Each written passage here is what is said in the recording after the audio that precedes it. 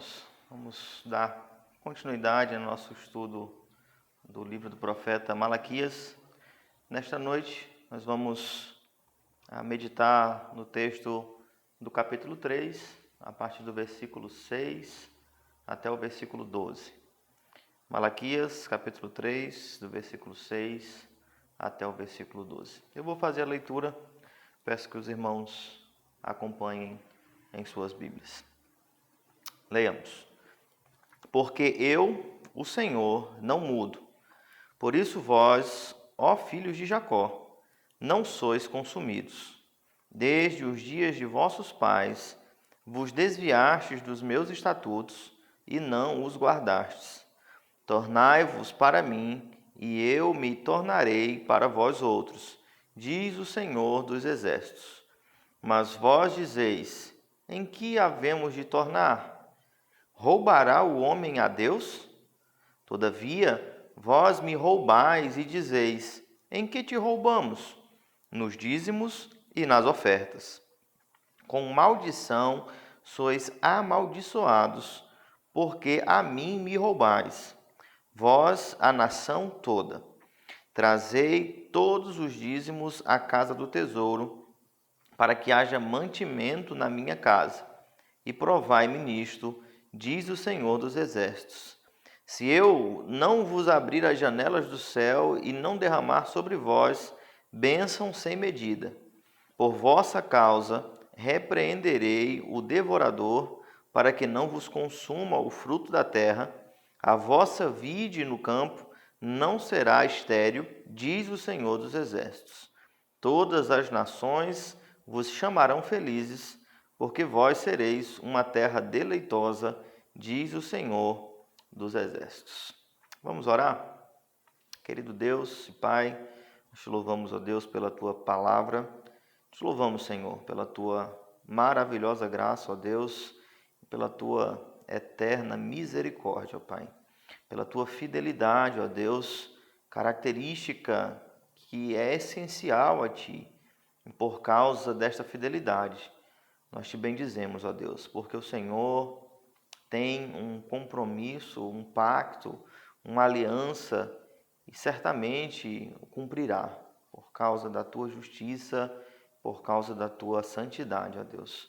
Nós pedimos, ó Pai querido, que o Senhor fale conosco, ó Deus, nos dê entendimento da tua santa palavra, ó Pai, para que sejamos instruídos pelo Senhor, alimentados pelo Senhor e que o Senhor, ó Deus, fale aos nossos corações e que os nossos corações, ó Deus, submissos à Tua voz, ao Teu Santo Espírito que em nós habita, possamos, ó Deus, assim, nos submeter à Tua vontade.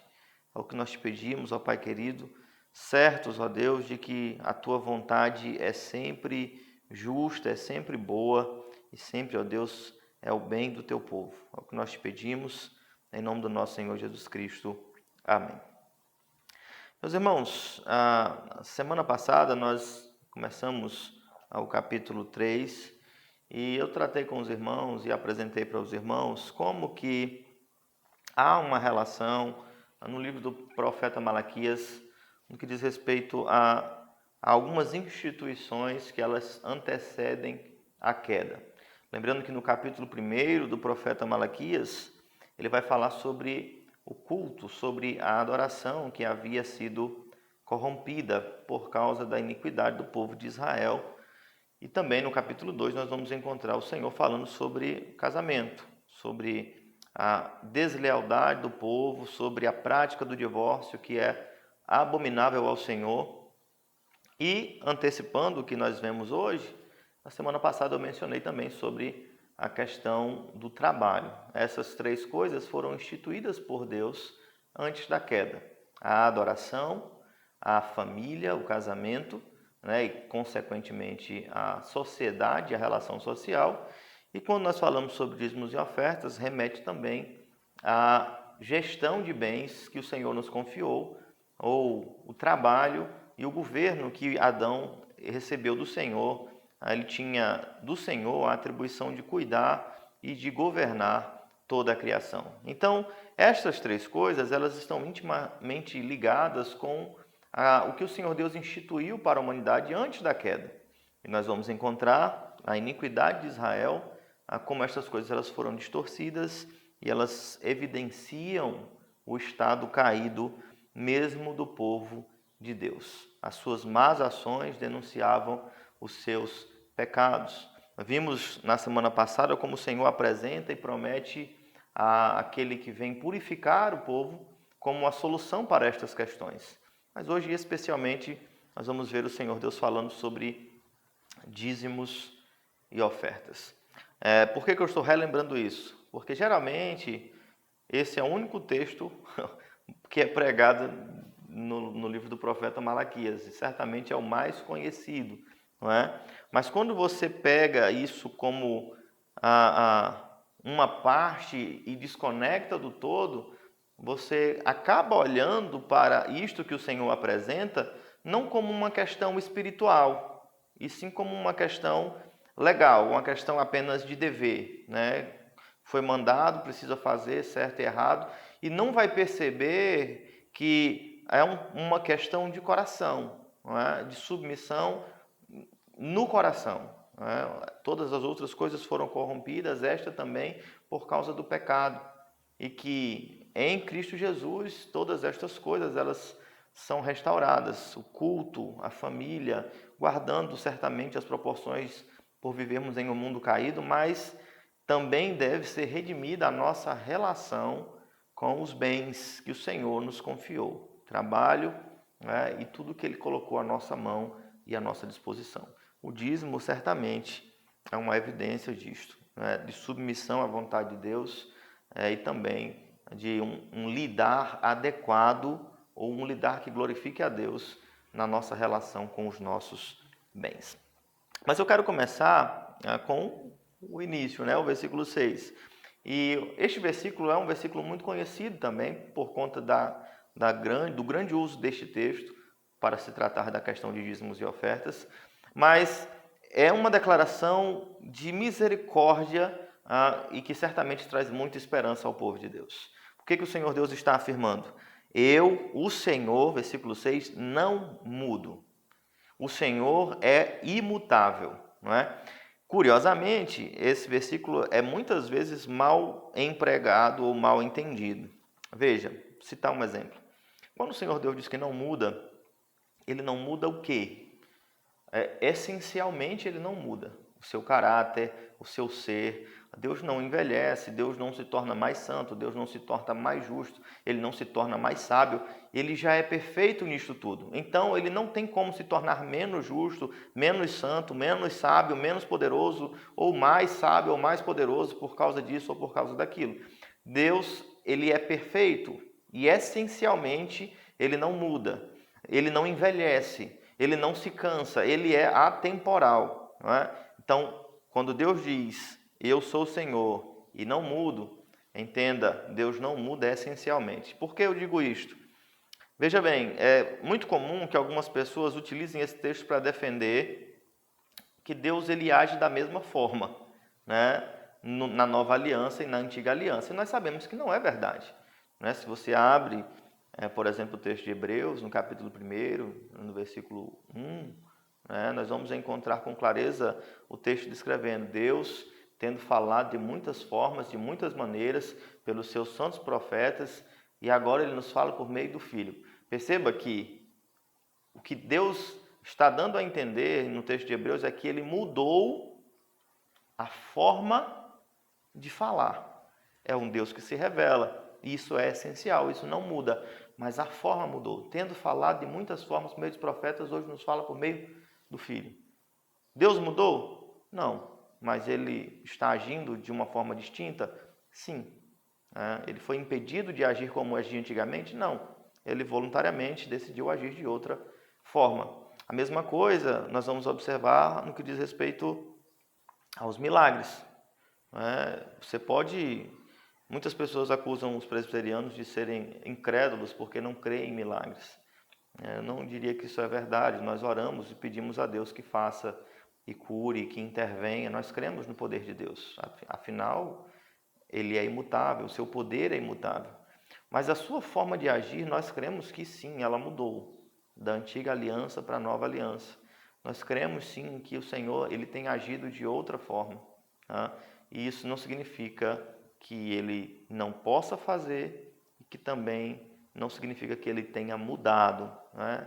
Certamente isso vai causar algumas discussões, eu já fui criticado inclusive por isso, né? Mas o que nós cremos, pelo menos é o meu entendimento a respeito dos nossos símbolos de fé, é que Deus ele pode mudar a sua forma de agir, embora não mude a sua essência, não é?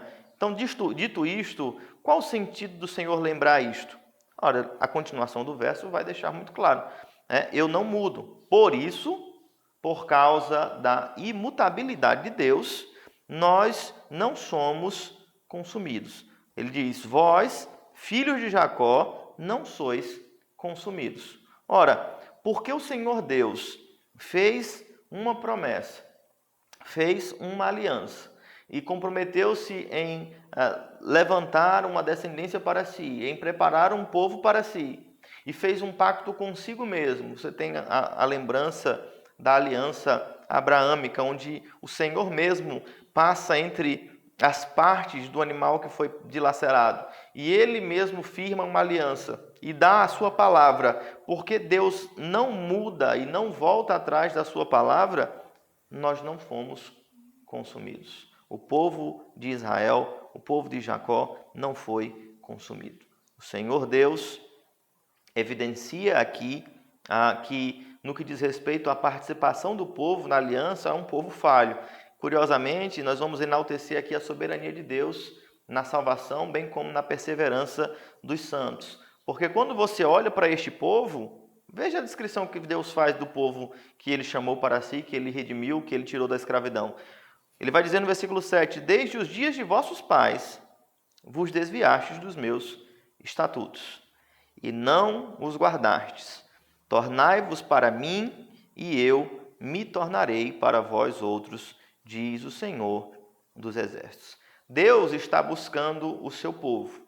Deus está chamando o seu povo ao arrependimento. Este povo que abandonou os estatutos do Senhor, este povo que rejeitou as suas santas leis, ele está sendo chamado pelo próprio Deus ao arrependimento. Deus toma a iniciativa, Deus busca o seu povo por causa da sua promessa, por causa da sua aliança. Ele vai até aqueles com os quais ele firmou este pacto. E aí o povo está insensível à voz de Deus. O Senhor Deus, por muitas vezes, eu já mencionei no capítulo 1, no capítulo 2, ele vai dizer, em que nos tens amado, ou eles questionam a Deus, onde está a sua justiça, ou em que temos falhado contigo. Aqui novamente o Senhor chama o povo ao arrependimento, tornem-se para mim, e eu me tornarei para vós outros. E eles dizem, em que havemos de te tornar? O Senhor Deus chama o povo ao arrependimento, mas ele está com o seu coração endurecido, não é?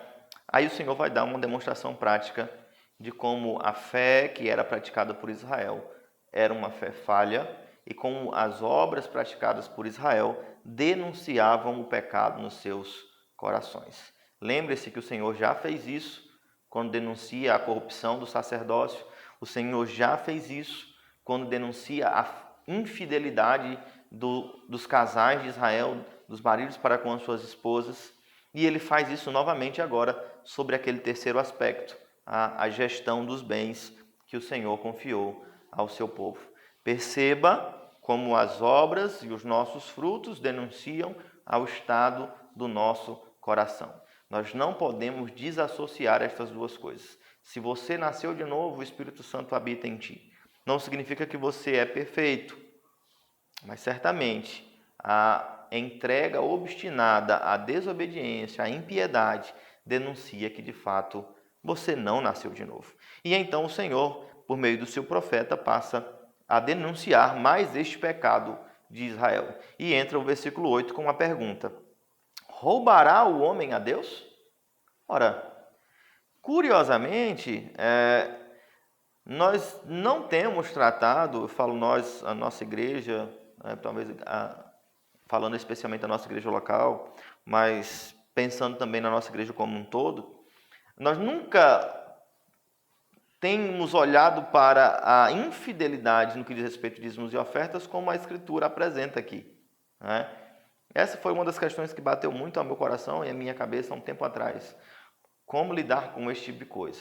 Nós sabemos que é um assunto extremamente delicado, não é? Que hoje em dia os pastores eles são acusados e vilipendiados, acusados por muitas pessoas e têm muitas vezes até constrangidos porque se tornou comum a afirmação de que todo pastor é ladrão. E se você vai para a igreja, as pessoas vão dizer, você está enricando o pastor, né? E muitas e outras coisas nesse sentido. Então o que acontece? A igreja se resguardou tanto de ensinar sobre o assunto, como de cuidar pastoralmente daqueles irmãos que não têm compreendido essa questão, não é? E sempre que eu li esse texto, me batia essa questão. Se o Senhor trata a infidelidade na gestão dos bens como roubo, é claramente uma quebra do 8º mandamento. É pecado contra Deus, né? Eu não preciso me esforçar muito para defender que a infidelidade é pecado, né? O Senhor Deus trata isso de forma clara, né? É pecado contra Deus. Você não devolver ao Senhor aquilo que Ele estipulou e que Ele trata na sua palavra de forma clara, é sim pecado. Como a igreja tem que lidar com isso? Duas formas. Primeiro é ensinando. Quando nós deixamos de falar sobre dízimos e ofertas, para não sermos acusados de gananciosos, nós deixamos de doutrinar. Nós cremos que é necessário ao pregador, todo aquele que é confiado o ministério da palavra, ele precisa pregar toda a palavra. A descrição bíblica é que toda a Escritura é inspirada por Deus, toda ela, né? Não tem assunto dentro da Escritura que deva ser evitado. Quando nós deixamos de ensinar, de pregar sobre o que as Escrituras ensinam a respeito de dízimos e ofertas, nós deixamos os irmãos numa confusão teológica. Eles não sabem, não entendem. O primeiro passo, então, doutrinar, pregar, ensinar a respeito do assunto. É um assunto bíblico, claramente bíblico. Você consegue desenvolver uma teologia bíblica, orgânica, desde o Antigo Testamento, desde o Gênesis até o Novo Testamento. Você vai conseguir desenvolver um estudo doutrinário sistemático a respeito da prática de dízimos e ofertas. E embora as dúvidas existam, elas precisam ser sanadas a partir das Escrituras. Então, primeira parte, ensinamento. E a segunda parte? Cuidado pastoral, né? Eu estava até brincando isso com alguns irmãos. Por conta dessa situação de pandemia, algumas pessoas ficam preocupadas com a igreja. E é natural, né? Nós sabemos que o Senhor requer para o sustento do seu povo dízimos e ofertas. Nós não fazemos outra coisa além disto, né? E às vezes, pastor, como é que está a situação da nossa igreja no que diz respeito à fidelidade? Eu vou dizer, rapaz, é complicado, né? Nossa igreja ela tem um percentual muito grande de infidelidade. E aí, a forma pastoral é procurar estes irmãos, saber se eles entendem este dever bíblico, entendem o que o Senhor ordena a respeito disso. Não é? Você pode até chegar a pensar, né? Alguns irmãos devem estar passando fome, porque se eles não dizimam, certamente eles não têm sustento, né? Deveria ser natural que todo cristão compreendesse a doutrina. É necessário que ela seja ensinada, e é necessário aqueles que fazem parte do rebanho de Cristo, que eles também sejam instruídos de forma pastoral. Mas vamos ao texto, né? Vamos tratar deste assunto a partir do texto, e eu quero tratar algumas características importantes sobre dízimos e ofertas nesta noite, tá? Primeiro, nós precisamos deixar muito claro, dízimo não é invenção da igreja. Não foi pastor, não é uma questão de decisão ministerial. Dízimo é uma questão bíblica, claramente bíblica, facilmente identificável nas Escrituras Sagradas. Então, nós cremos que este princípio ele é estabelecido pelo próprio Deus. Tanto o princípio de dízimos como o princípio de ofertas. Nós vamos encontrar abundantemente dentro do Antigo Testamento o uso da prática de dízimos e de ofertas. Ofertas das primícias, ofertas das colheitas, dízimos. Especialmente o texto de Gênesis, capítulo 14, versículo 20. Né? Se você puder abrir a sua Bíblia nesse texto, especialmente o versículo 20, mas vamos ler a partir do versículo 18, e nós já vamos encontrar um contexto maior sobre esta menção do dízimo no Antigo Testamento. Gênesis capítulo 14, abra aí no versículo 18. Nós temos um episódio aqui que há muita discussão sobre ele no Antigo Testamento, mas eu vou ler a partir do versículo 18, peço que vocês acompanhem. Melquisedeque, rei de Salém, trouxe pão e vinho. Era sacerdote do Deus Altíssimo. Abençoou ele a Abraão e disse: Bendito seja Abraão pelo Deus Altíssimo, que possui os céus e a terra. E bendito seja o Deus Altíssimo, que entregou os teus adversários nas tuas mãos. E de tudo lhe deu Abraão o dízimo. Veja, a figura de Melquisedeque não é uma figura muito clara dentro do Antigo Testamento. Quem ele era, né, onde estava, por que ele era esse sacerdote, né, esse rei de Salém, e por que ele era sacerdote do Deus Altíssimo. Há um consenso entre boa parte dos teólogos reformados de que este Melquisedeque seja uma teofania, uma aparição de Cristo Jesus dentro do Antigo Testamento. É possível sustentar essa ideia? Sim. Ele é sacerdote do Deus Altíssimo. Veja o que ele trouxe para Abraão no versículo 18. Ele trouxe pão e vinho. E o que Abraão entrega a ele? Dízimo. Né? Lá em Hebreus nós vamos encontrar a menção a respeito de Jesus Cristo como sendo sacerdote da ordem de Melquisedeque. Não é? A ideia, então, entre o Antigo e o Novo Testamento é que esta ordem sacerdotal de Melquisedeque, ela é superior ao sacerdócio araônico, não é? Aos levitas, ao que foi instituído ali pós Abraão dentro de Israel das leis cerimoniais. A ideia é que muitas pessoas utilizam para negar a prática dos dízimos nós não vivemos mais no Antigo Testamento e a lei cerimonial ela se encerra. Mas aí você tem o dízimo sendo dado pelo pai na fé, Abraão, né, pai de todos aqueles que nasceram de novo, no que diz respeito à fé, dizimando a um sacerdote de uma ordem superior à ordem araônica. E que Cristo é identificado como sendo sacerdote desta mesma ordem no texto de Hebreus. Então eu creio sim que é facilmente defendível a ideia de um estabelecimento bíblico, divino, da prática dos dízimos e ofertas, bem como é muito possível biblicamente se sustentar a continuidade desta prática de dízimos dentro do Novo Testamento. Né? É um assunto que que não pode ser ignorado. Ele é tratado abundantemente em toda a Escritura, no Antigo Testamento, na lei mosaica, nos livros proféticos, no Novo Testamento, né, nos Evangelhos, no livro de Hebreus. Então nós não podemos meramente ignorar e tratar como se fosse algo indiferente ou de menor importância. Muito por conta deste texto que nós encontramos aqui em Malaquias. Veja a severidade da declaração que é feita a respeito da prática de Israel. Roubará o homem a Deus?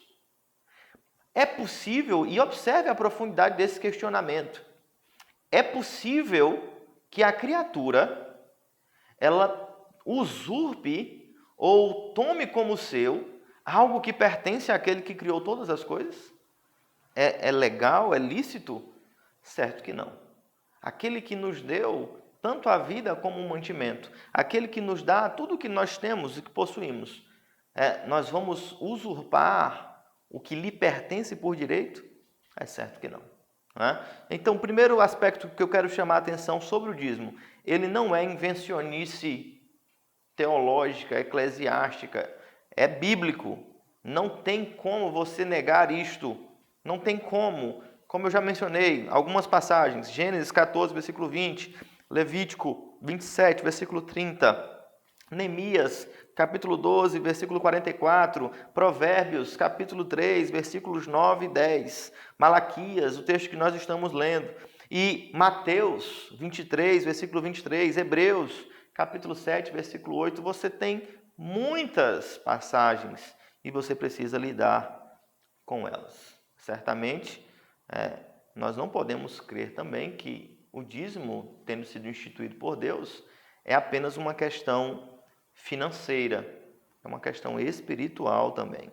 Nas Escrituras, no texto de 2 Crônicas, no capítulo 31, versículo 5, versículo 12, versículo 19, nós vamos ver que durante o reinado de Ezequias houve um grande despertamento espiritual. E o resultado deste grande despertamento espiritual é a dedicação de dízimos e ofertas ao Senhor.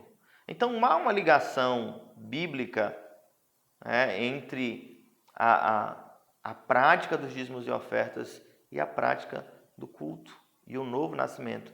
Por que eu mencionei e trouxe à tona novamente todas aquelas questões do trabalho, do casamento e da adoração?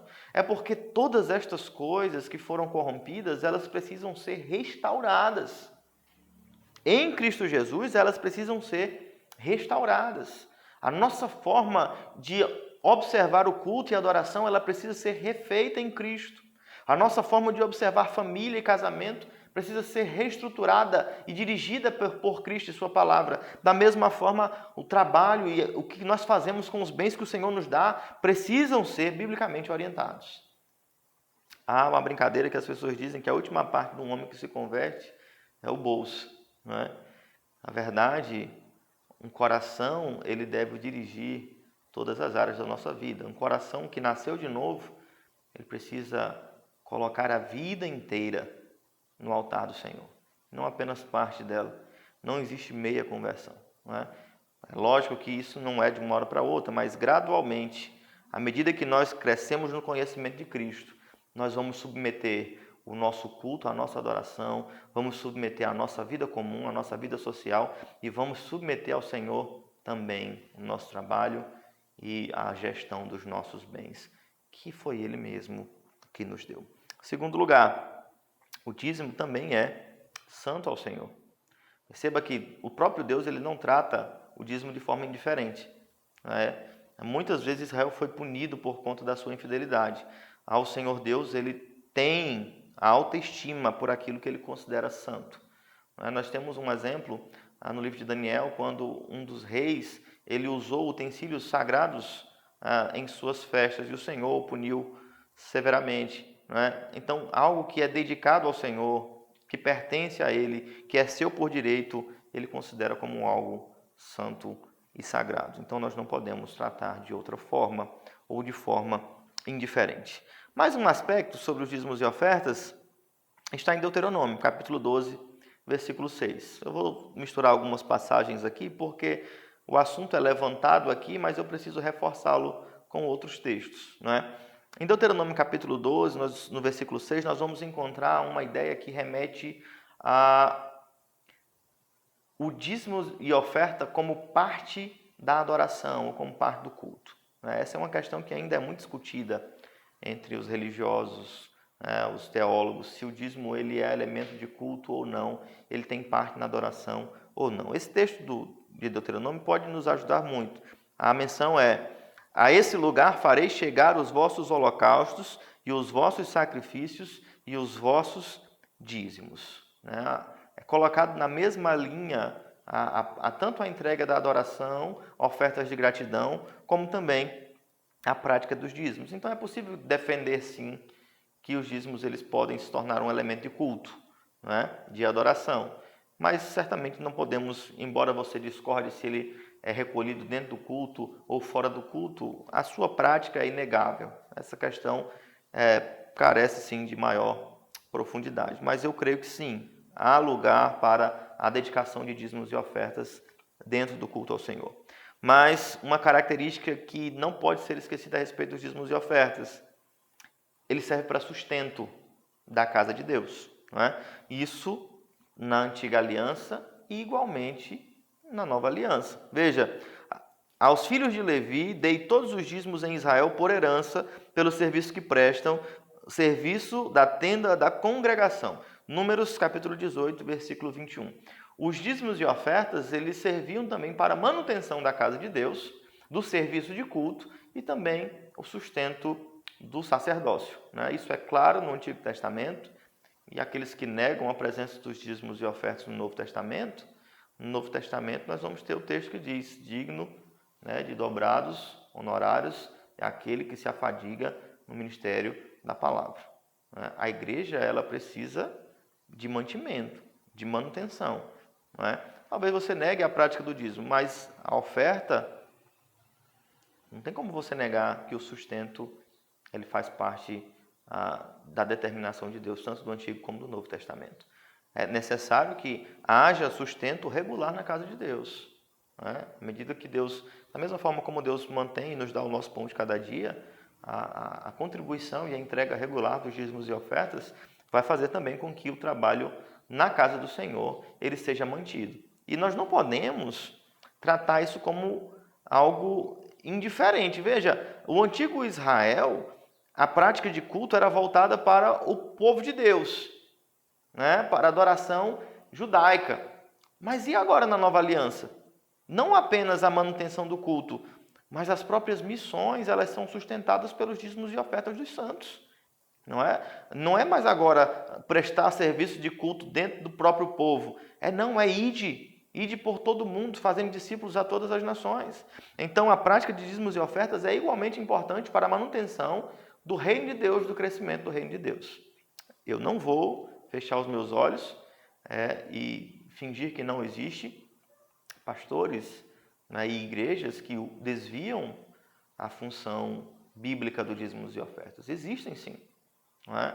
É claro, é evidente que as pessoas tripudiam e certamente o Senhor há de julgá-los e condená-los por esta prática.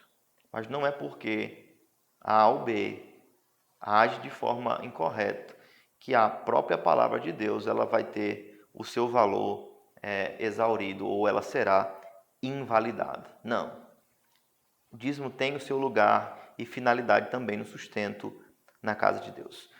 Eu quero apresentar aos irmãos algumas das desculpas mais utilizadas. Né? Isso aqui foi um esboço, né, do pastor Hernandes e é muito válido. Né?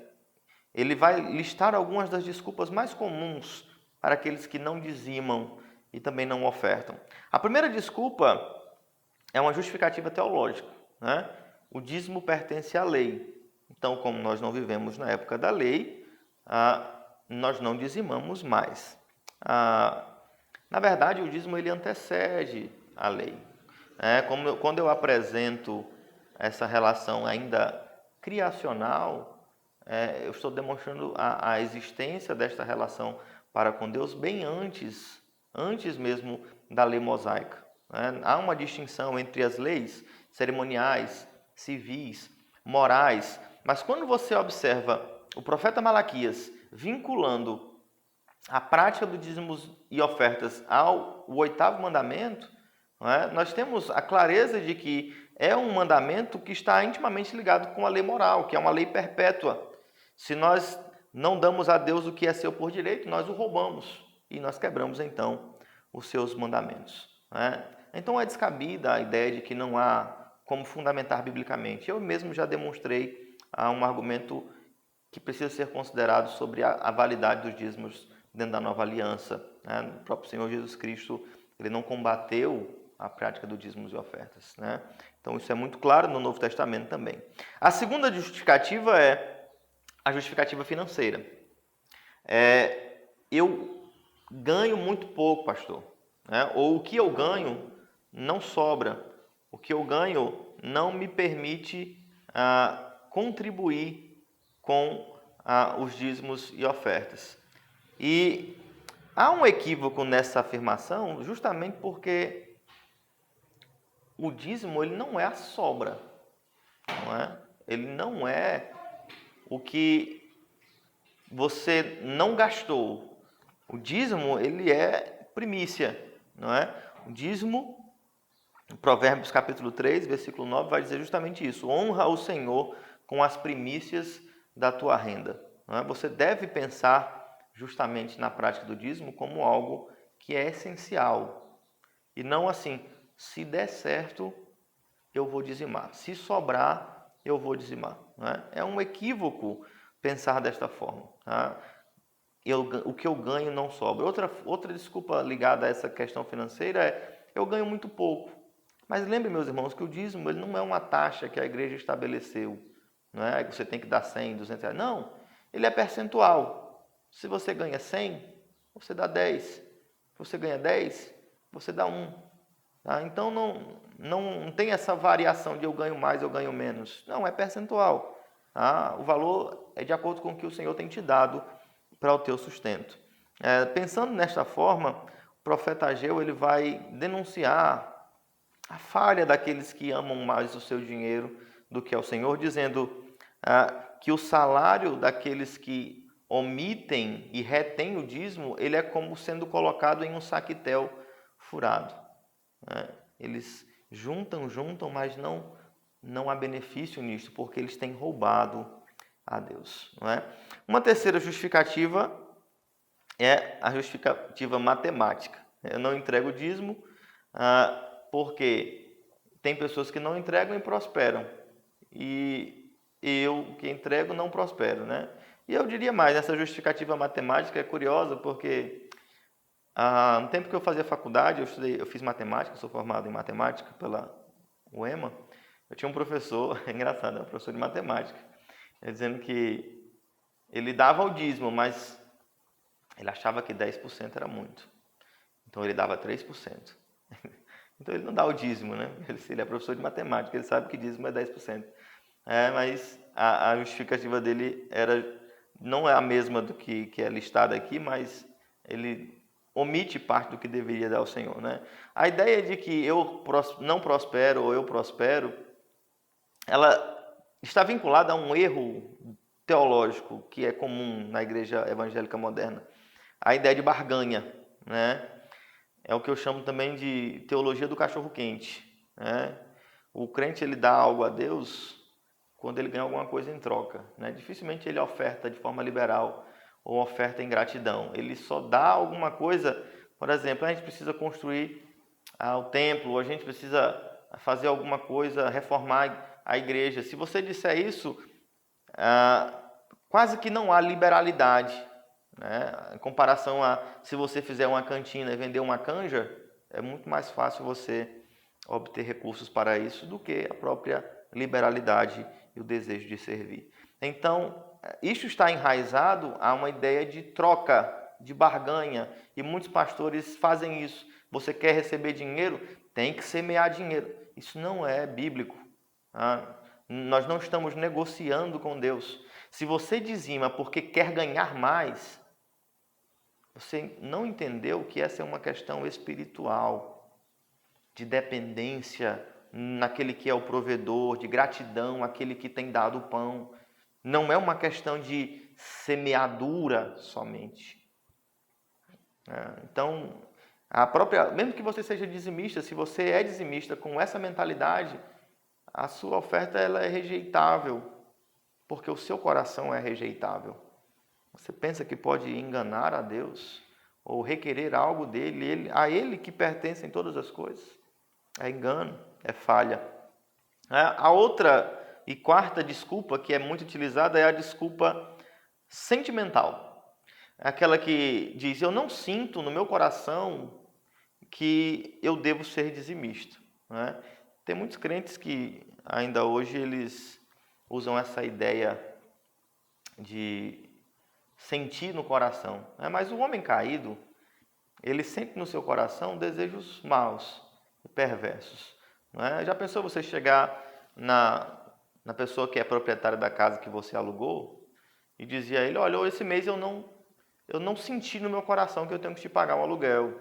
Ou você faz a feira no supermercado e chega lá para a mulher do caixa e diz, olha, eu não senti no meu coração que eu tenho que te pagar essa compra. O dízimo, ele não é opcional, é uma dívida.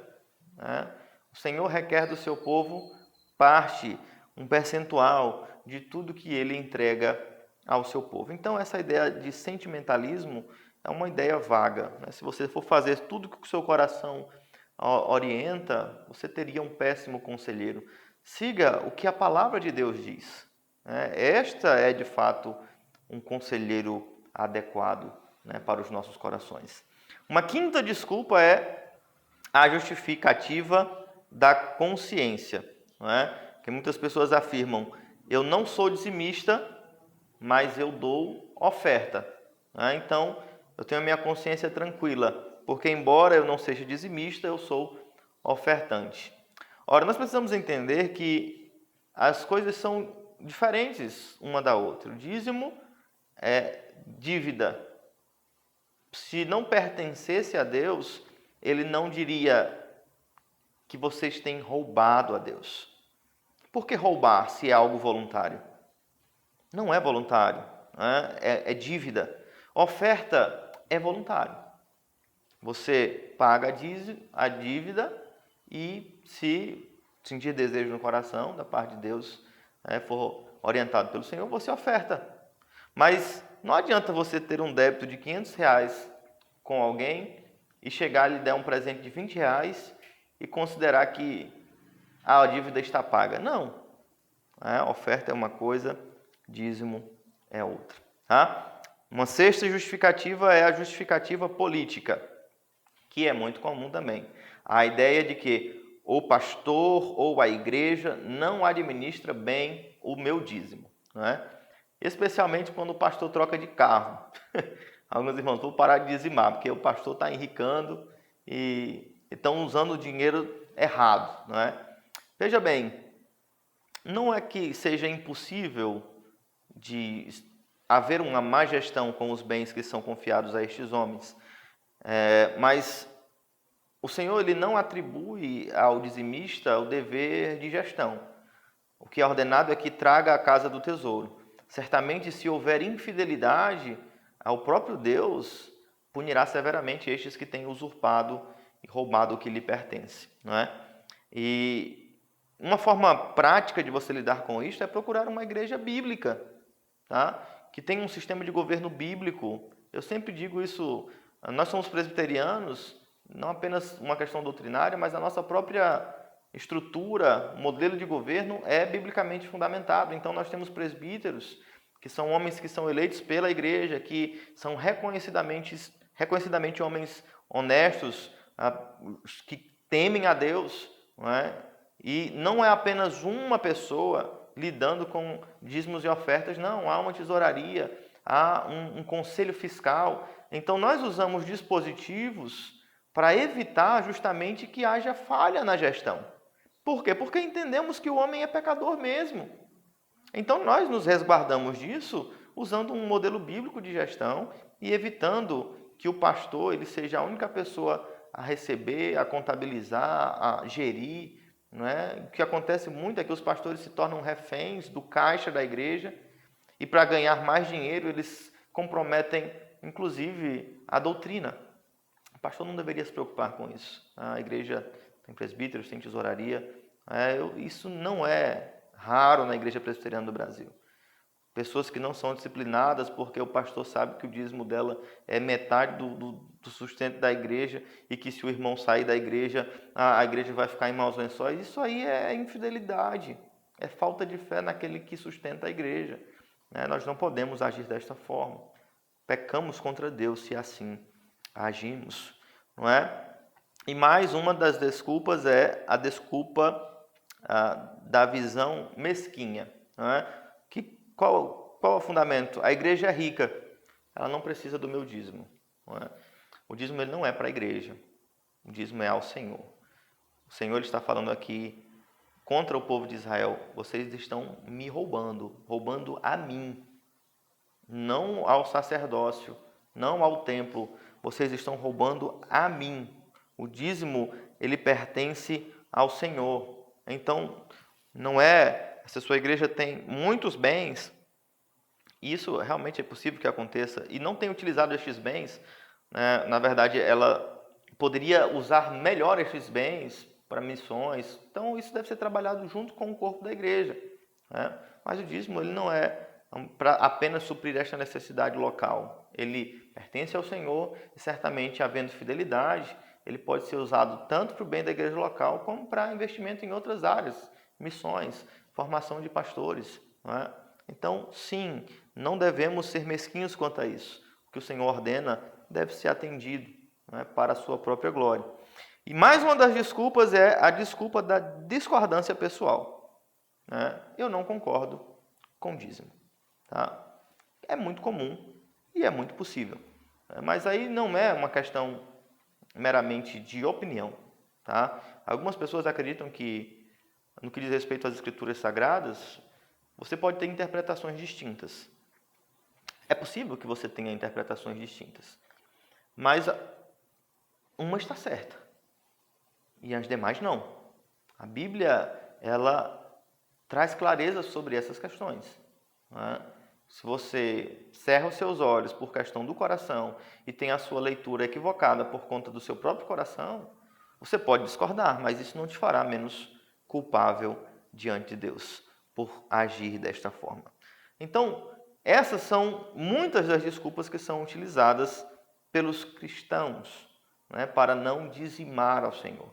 Eu volto a trazer este aspecto que vincula tanto o dízimos e ofertas como a questão que é posta no capítulo 2 da fidelidade conjugal e da questão que é posta no capítulo 1 da corrupção no sacerdócio. Todas essas coisas foram estabelecidas por Deus antes do pecado, mas o pecado vem para trazer confusão, para trazer corrupção a estas coisas. O culto foi corrompido, o casamento foi corrompido, a nossa relação com os bens materiais foi corrompida por causa do pecado. E aí nós chegamos a uma conclusão que é inevitável: a restauração em Cristo para todas estas coisas. Tá?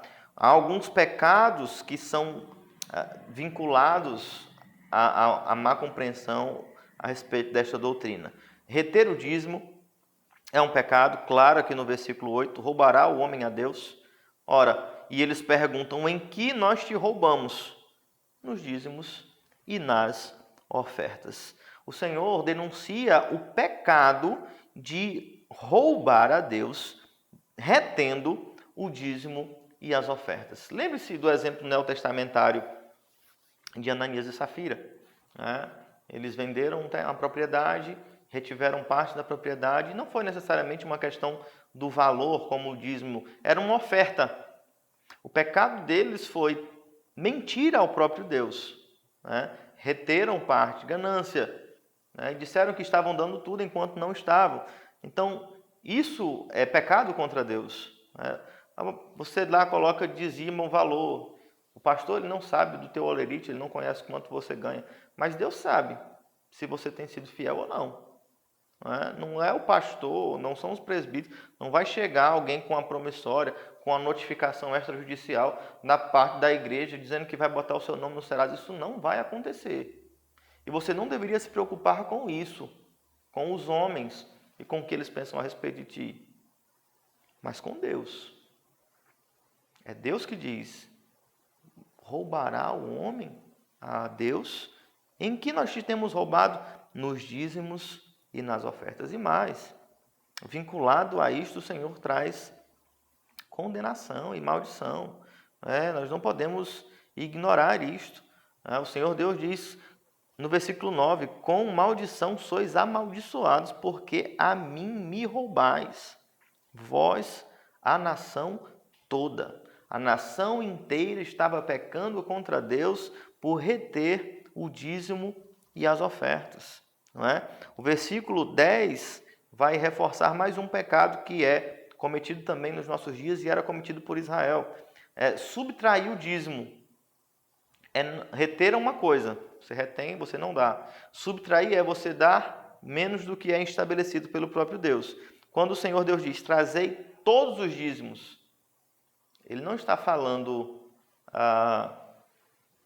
de parte do dízimo, de alguns dízimos, ele está falando de tudo. Né? O dízimo é integral, ele precisa ser observado na sua totalidade para que o Senhor seja satisfeito. Tá? Um terceiro pecado que é muito comum é a gestão do dízimo. A pessoa diz: justamente ligado àquela ideia, não estão gerindo bem o meu dízimo. E ele compra um bem e entrega o bem no valor do seu dízimo e diz: esse é o meu dízimo. Tá? Não. O Senhor ordena que seja entregue e trazido à casa do tesouro e não que ela seja beneficiada ou que você faça a gestão. Não é? desse dízimo. Eles olham para esta prática e não conseguem observar o quanto é pecaminoso. Veja que eles perguntam ao Senhor: em que nós te roubamos? Em que nós temos te roubado? Veja como não é a mesma coisa que acontece em grande medida nos nossos dias. Os cristãos, dia após dia, convivem com a prática do pecado, do roubo, da infidelidade, e eles olham para o Senhor e perguntam: em que nós temos te roubado? Nós somos bons servos, vamos à igreja dominicalmente, não é? Em que nós temos te roubado?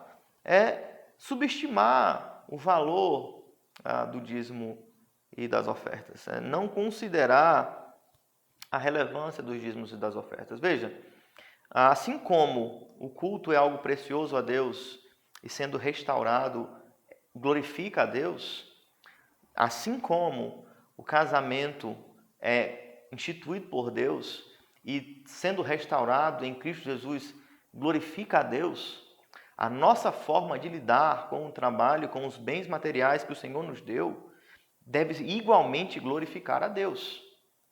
Nós trabalhamos para a glória de Deus.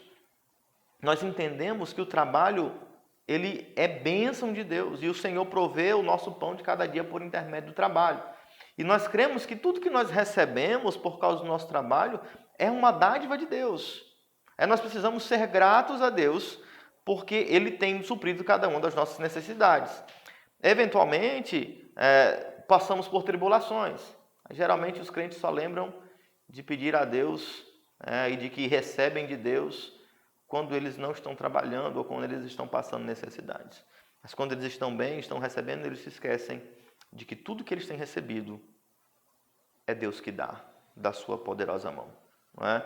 Aquela ideia pecaminosa que é difundida no meio profissional, que você conquistou isso, você merece porque é fruto do teu trabalho e não se considera a providência de Deus. Em Tiago nós temos um exemplo sobre isso, né? De homens que planejam, se organizam e dizem: nós vamos para a cidade tal, lá faremos negócios, obteremos lucros, e eles não pensam: se Deus quiser, faremos isso ou aquilo.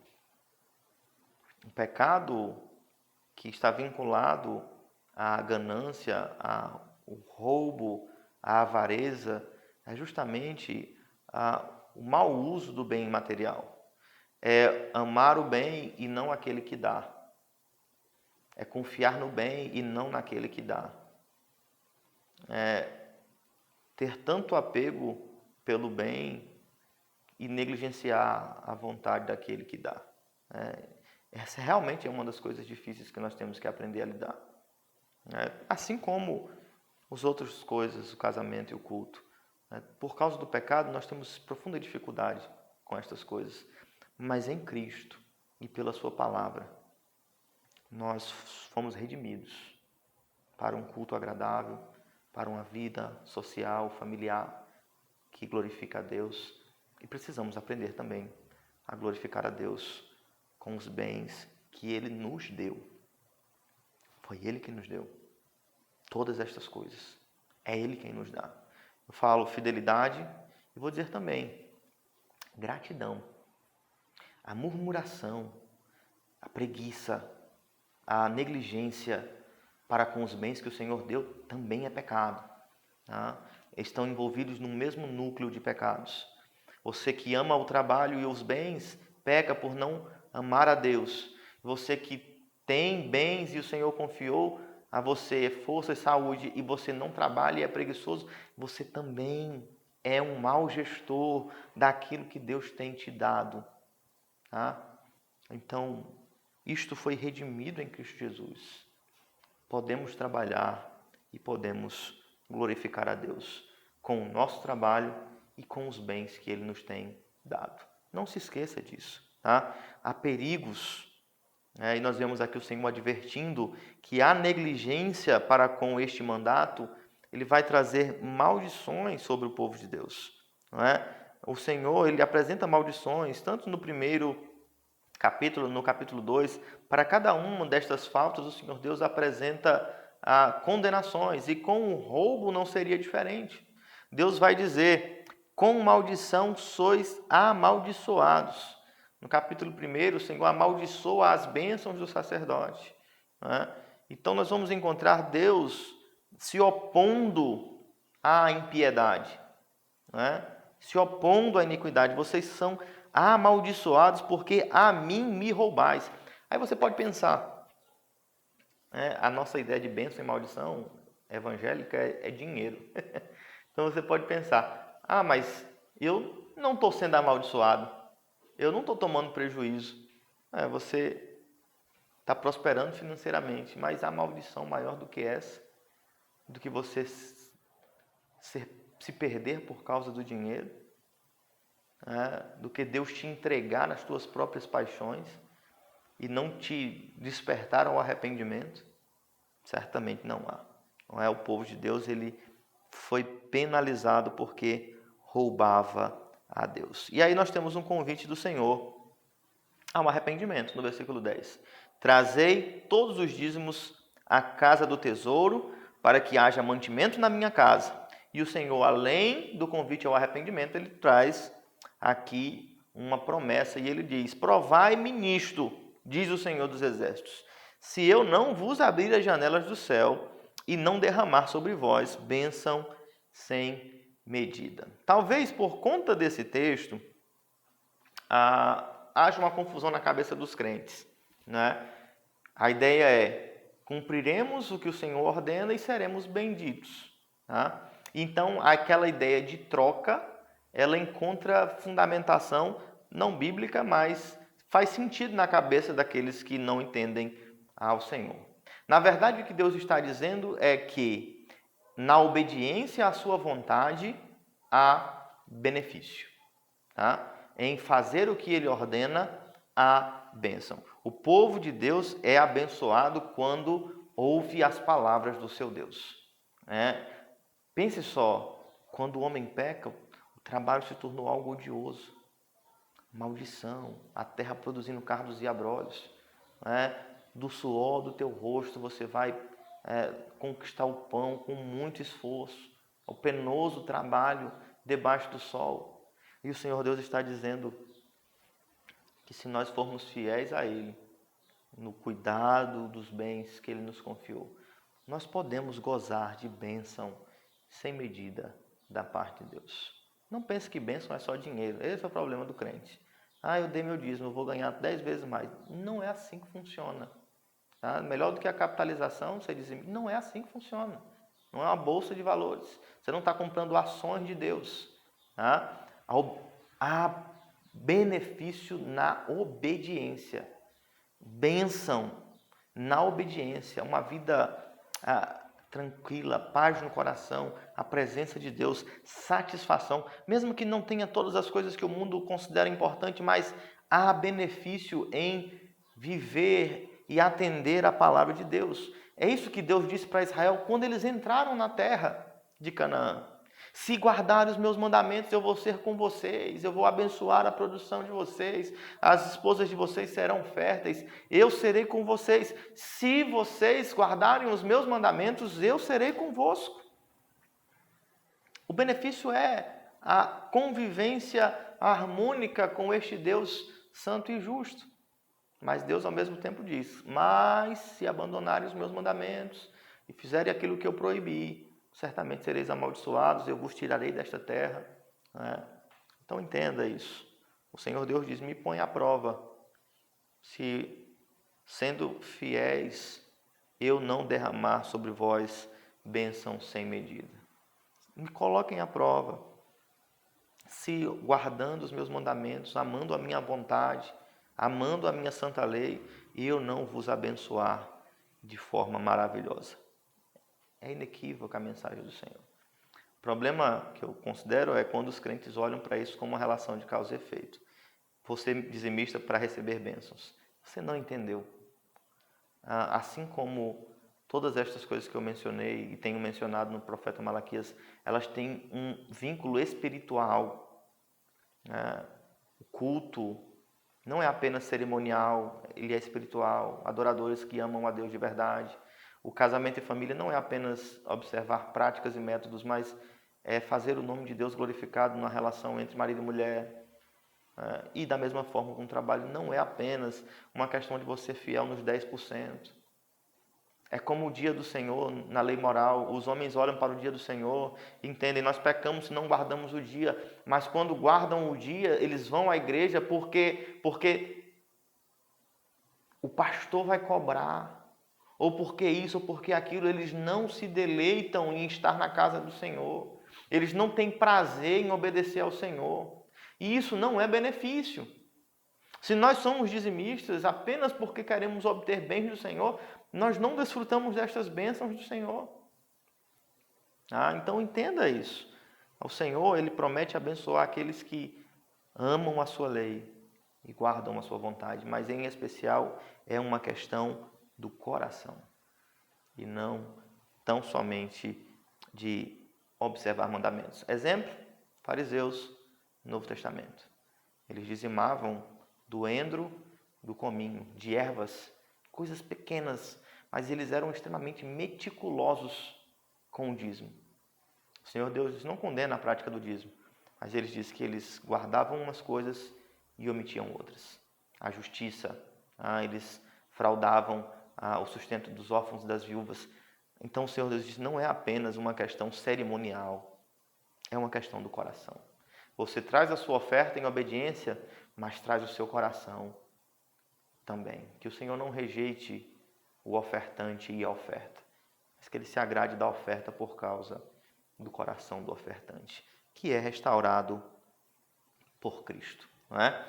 Concluindo, versículo 11 e versículo 12, nós temos: por vossa causa repreenderei o devorador, para que não vos consuma o fruto da terra.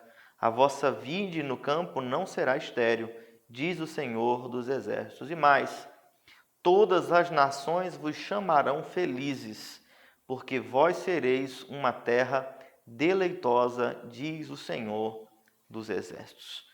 A grande característica deste povo que foi restaurado por Deus em Cristo Jesus não é apenas uma questão de ordem social, não é a melhor estrutura, uma filosofia de vida, não. As nações vão glorificar a Deus quando nós nos deleitarmos no nosso Senhor, quando nós dermos um bom testemunho, amarmos a Deus em todas as coisas e vivenciarmos o Evangelho em todos os âmbitos da nossa vida. Vai acontecer aqui o que acontece também no Novo Testamento, no episódio da descida do Espírito Santo. Perceba como é curioso. O Espírito Santo vem no Novo Testamento, o povo perseverava na doutrina dos apóstolos, comunhão, partir do pão, orações, tinham tudo em comum. Alguns, percebendo a necessidade dos seus irmãos, eles vendiam seus bens para que não faltasse mantimento aos seus irmãos, e eles contavam com a simpatia de todo o povo. Relação social, perseveravam na doutrina, oração, culto e benefício, a bênção, o bom cuidado dos bens materiais, o cuidado com o próximo e a mesma característica no final, eles contavam com a simpatia do povo. As nações da terra darão testemunho que nós servimos a um Deus santo e verdadeiro, quando eles perceberem, notarem que temos de fato guardado os seus mandamentos. E este é o nosso propósito, meus irmãos. O propósito da igreja, o propósito do homem é glorificar a Deus, é fazer o seu nome conhecido, é dar bom testemunho do Evangelho de Cristo. Este é o nosso propósito. Que, de fato, o Senhor nos dê entendimento para que nós possamos perceber como é precioso ao Senhor estas questões. O culto, a família, o culto, como eu já mencionei, ele tem causado, eu acredito que o Senhor tem estado profundamente entristecido por causa não dá nem para descrever com palavras, mas a forma abominável que tem se tratado o culto a Deus nos nossos dias. Da mesma forma a família, como as igrejas, os líderes, os pastores e como os homens têm abandonado o seu ministério sacerdotal familiar. tem se dissolvido, famílias e mais famílias. As igrejas são fracas e não têm forças porque eles não vivem o Evangelho, nem no culto, nem nos seus lares. Isso tem causado certamente os males que temos vivenciado. E da mesma forma, a forma com que nós lidamos com aquilo que o Senhor nos tem dado. Tudo isso é precioso a Deus. E viveremos bem quando colocarmos o Senhor como o alvo de cada uma destas coisas. A glória do Senhor como o nosso objetivo em cada uma dessas coisas. E vivermos cumprindo o nosso propósito, glorificando a Deus e nos deleitando nele. É certo, meus irmãos, que nós não alcançaremos a perfeição quanto a estas coisas nesta terra, né? Mas nós já podemos gozar de bênçãos sem medida em Cristo Jesus, por meio destas coisas que o Senhor estabeleceu. E na eternidade teremos certamente a perfeição, né? Seremos libertos da presença do pecado, que torna todas estas coisas irreconciliáveis com o padrão de santidade de Deus. Que o Senhor nos dê graça de entendermos que a mensagem do Evangelho, ela não é apenas uma saída do inferno, mas ela deve reformar toda a área, todo o âmbito, qualquer parte das nossas vidas. Nós precisamos ser governados na completude das nossas vidas pela palavra de Cristo. Vamos orar? Pai bendito, Pai amado, obrigado pela Tua palavra. Obrigado a Deus, porque por meio dela nós entendemos que o nosso propósito, ó Deus, é glorificar o Teu nome. E fazer o Teu nome, ó Pai bendito, em cada uma das áreas da nossa vida. Que o nosso prazer, ó Deus, e a nossa alegria, ela não esteja depositada sobre as coisas que o Senhor nos dá, mas que certamente possamos ser gratos a Ti, porque o Senhor é providente, porque o Senhor é misericordioso e porque mesmo nós sendo pecadores, o Senhor nos concede benefícios tão maravilhosos como estes. O culto, podermos estar na Tua presença novamente, a auxiliadora idônea que o Senhor nos deu, os filhos, promessas, heranças do Senhor, também o nosso trabalho, o nosso sustento, prova da Tua providência em nossas vidas. Que sempre, ó Deus, que nós olharmos para estas coisas, nós lembremos da Tua misericórdia, da Tua graça, da Tua bondade e de como o Senhor é um Redentor misericordioso e bondoso para com os Teus filhos. Que nós não sejamos, ó Deus, apegados às coisas criadas, mas de fato reconheçamos a bondade do Criador e submetamos os nossos corações a Ti, ó Deus. É o que nós pedimos, ó Pai querido, como povo do Senhor, como povo amado do Senhor, como povo redimido do Senhor. Molda, ó Deus, as nossas vidas, a Tua igreja, o Teu povo, para que de fato Te sejamos agradáveis por intermédio de Cristo Jesus. No nome dele que nós oramos. Amém.